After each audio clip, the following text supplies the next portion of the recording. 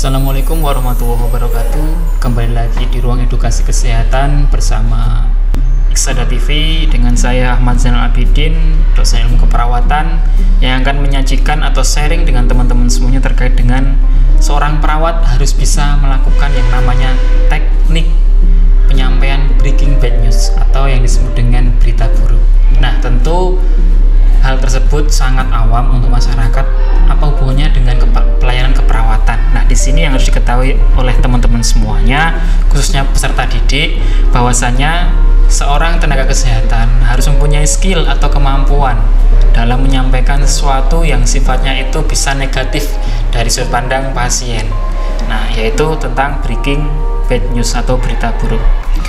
Nah, kita harus mengetahui dulu apa itu secara definisi, secara makna, secara arti terkait dengan berita buruk. Nah, breaking bad news atau berita buruk merupakan suatu berita atau informasi yang secara drastis dan negatif mengubah pandangan hidup pasien atau keluarga tentang masa depannya. Berita buruk sering diasosiasikan dengan suatu diagnosis yang sifatnya terminal atau menjelang ajal. Menyampaikan berita buruk adalah salah satu tanggung jawab seorang tenaga kesehatan yang harus dikerjakan dan merupakan keterampilan komunikasi yang penting serta mempunyai tantangan tersendiri. Nah, tentu hal tersebut harus mempunyai suatu latihan ataupun juga upaya tersendiri agar ketika menyampaikan suatu informasi tersebut bisa diterima dengan baik oleh pasien ataupun keluarganya. Nah, di sini saya juga akan menunjukkan suatu riset bahwasanya 50-90% pasien ingin mendapatkan informasi yang lengkap mengenai diagnosis yang berhubungan erat dengan mereka, khususnya diagnosis-diagnosis yang sifatnya itu bisa menyebabkan seseorang tersebut tidak menerimanya atau bersifat denial. Artinya, pasien terkadang ingin mengetahui apa yang terjadi pada dirinya, tetapi ketika diberikan informasi justru akan berpikirnya negatif, seperti itu. Nah, sebagai seorang tenaga kesehatan harus mempunyai kewajiban untuk menyampaikan hal tersebut walaupun itu dirasa pahit. Ya, kewajiban sosial dan moral bagi petugas kesehatan untuk bersikap sensitif dan tepat dalam menyampaikan berita buruk. Ini sangat penting sekali karena jangan sampai ketika seseorang tadi tidak mengetahui informasi yang seharusnya ia dapatkan. Secara mediko-legal, petugas medis atau petugas kesehatan wajib menyampaikan atau menginformasikannya terkait diagnosis, terapi, ataupun informasi-informasi terkait dengan finansial atau pengobatannya. Itu juga harus diketahui secara gamblang oleh setiap pasien dan juga keluarganya. Jika tidak disampaikan akan berakibat pertama, perasaan tidak percaya, kondisi marah, sedih, ketakutan, dan rasa bersalah pada diri pasien ataupun keluarganya. Tentunya hal tersebut tidak mudah untuk disampaikan karena ada suatu kendala di mana petugas kesehatan sering merasa sulit menyampaikan berita buruk dengan alasan merasa tidak siap, tidak berpengalaman, khawatir akan menimbulkan stres pada pasien dan juga keluarganya dan mengganggu hubungan terapeutik yang akan dijalani selama proses perawatan. Ini yang sering kali dihadapi oleh teman-teman di lapangan. Nah, agar hal tersebut tidak terjadi, maka seorang tenaga kesehatan harus mempunyai skill atau kemampuan atau kompetensi yang mampu untuk bisa melakukan hal tersebut terkait dengan penyampaian berita buruk atau breaking bad news. Nah, yang dibutuhkan oleh tenaga kesehatan yang pertama hal dasar adalah keterampilan berkomunikasi, yaitu unsurnya meliputi teknik penyampaian berita buruk dan juga sikap empati yang jelas. Selain itu, ilmu yang memadai tentang berita yang akan disampaikan. Jangan sampai seseorang tenaga kesehatan hanya mempunyai dasar komunikasi saja, tetapi informasi medis, informasi terapeutik yang akan dijalankan tidak diketahui secara mendalam. Itu juga nanti akan mempengaruhi proses penyampaian berita tersebut. Nah, tentunya seorang tenaga kesehatan harus mempunyai skill terkait dengan penyampaian berita buruk. Berikut yang ingin saya sharingkan pada teman-teman semuanya, yaitu ada 6 tahapan yang harus dikuasai oleh seorang petugas kesehatan untuk bisa menyampaikan berita buruk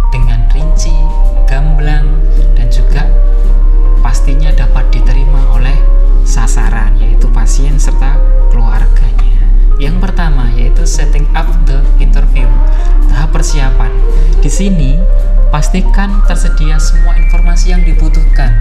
Contohnya, catatan rekam medik, hasil lab, dan lain-lain jika hal tersebut berkenaan dengan masalah diagnosis.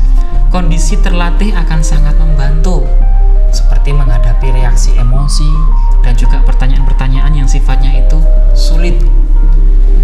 Kemudian setting ruangan. Tentu privasi ini harus dijaga, apalagi pada kasus-kasus terminal atau kasus paliatif di situ. Usahakan ruangan nyaman sehingga mampu proses interaksi tadi bisa berjalan dengan baik. Bila pada kasus anak, pastikan ada staf yang menemani anak saat kita berdiskusi. Tentunya di sini anak yang bisa diajak berkomunikasi dengan baik, bukan anak-anak yang sifatnya balita atau secara kognitif belum bisa kita ajak berinteraksi. Selanjutnya, sediakan waktu cukup, tidak tergantung oleh atau tidak terganggu oleh suara-suara atau bunyi-bunyi tertentu. Buat perjanjian dengan klien atau keluarga, undang seseorang yang dekat dengan beliau untuk mendukung mental dan psikologis pasien. Usahakan konselor sedang tidak ada problem pribadi. Ini sangat penting sekali.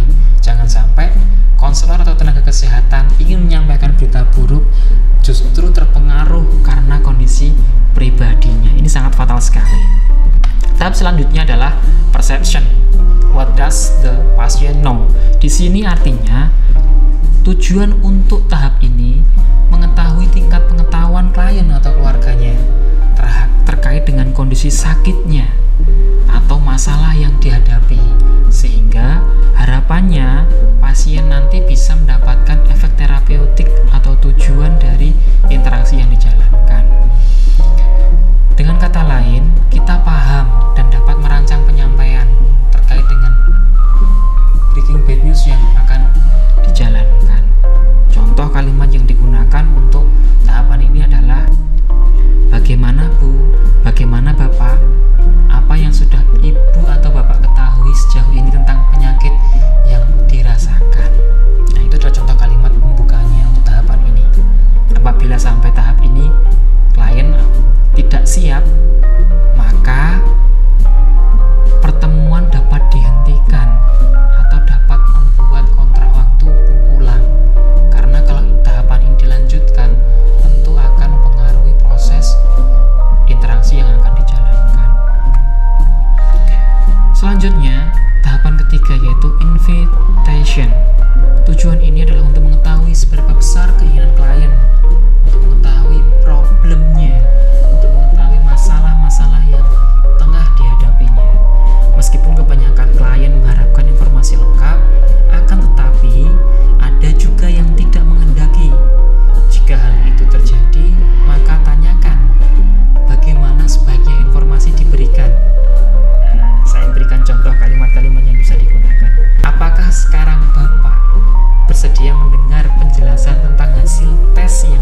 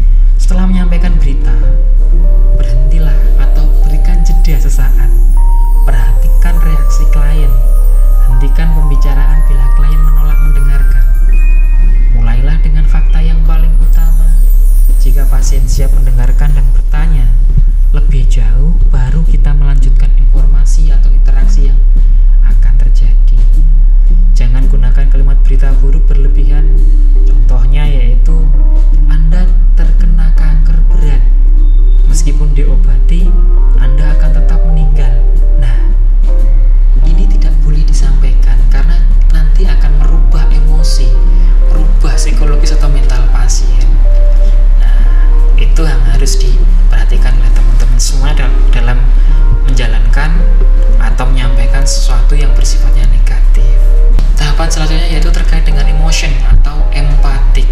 Di sini untuk menunjukkan respon empati kita.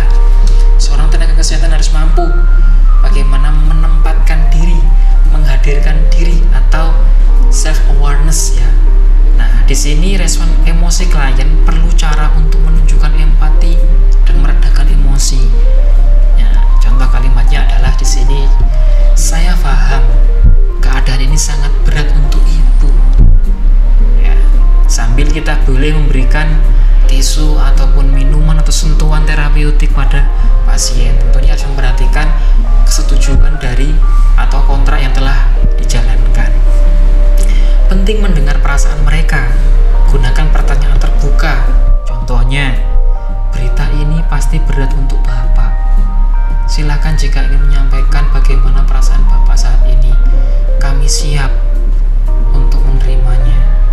Dan kami siap untuk membantu apa yang menjadi problem yang telah panjenengan alami. Itu adalah di tahap ini. Tahap selanjutnya adalah strategy atau summary. Di sana mempunyai tujuan, yaitu merencanakan langkah berikutnya.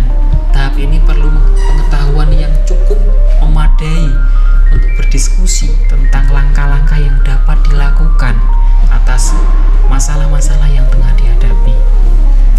Biarkan klien menentukan pilihan tindakan yang terbaik dan mengetahui resiko yang dihadapi, dan beri kesempatan jika ingin ada second opinion. Karena apa? Hal tersebut untuk memfasilitasi pasien ya, menghargai pasien untuk dirinya sendiri untuk menentukan solusinya ataupun kontrak waktu yang akan datang. Buat jadwal follow up jika diperlukan. Pastikan bahwa tenaga kesehatan bersedia untuk dihubungi bila ada masalah yang sifatnya bisa by phone atau by kontak di situ. Saat klien meninggalkan ruangan atau seorang terapis meninggalkan ruangan, yakinkan dalam emosi stabil ya, karena ini penting agar tidak terjadi efek dari penyampaian berita tadi. Contohnya, jangan-jangan nanti ketika telah mendapatkan informasi ada resiko decision atau bunuh diri, depresi ya, dan lain sebagainya. Itu jangan sampai terjadi, sehingga pastikan klien dalam keadaan emosi yang stabil. Itu sangat penting. Nah, berikut itu adalah terkait dengan langkah-langkah seorang tenaga kesehatan harus mempunyai teknik dalam penyampaian berita buruk atau breaking bad news, yaitu 6 langkah tadi. Terima kasih. Berikut yang ingin saya sampaikan pada teman-teman semuanya. Semoga sekilas cuplik terkait dengan skill penyampaian berita buruk dapat bermanfaat untuk teman-teman semuanya, khususnya pada peserta didik. Harapannya agar nanti ketika melakukan praktikum ataupun juga nanti ketika sudah bekerja, skill ini dapat diterapkan dengan baik, khususnya pada mereka yang tengah mengalami masalah yang lebih dalam ya, pada kasus-kasus terminal ataupun juga kasus-kasus paliatif, baik pada pasiennya ataupun juga penerapan pada keluarganya. Terima kasih, saya akhiri. Kita akan ketemu lagi di next kesempatan dengan beberapa manfaat ataupun juga tema-tema yang menarik lainnya. Terima kasih dari kami, salam sehat, assalamualaikum warahmatullahi wabarakatuh.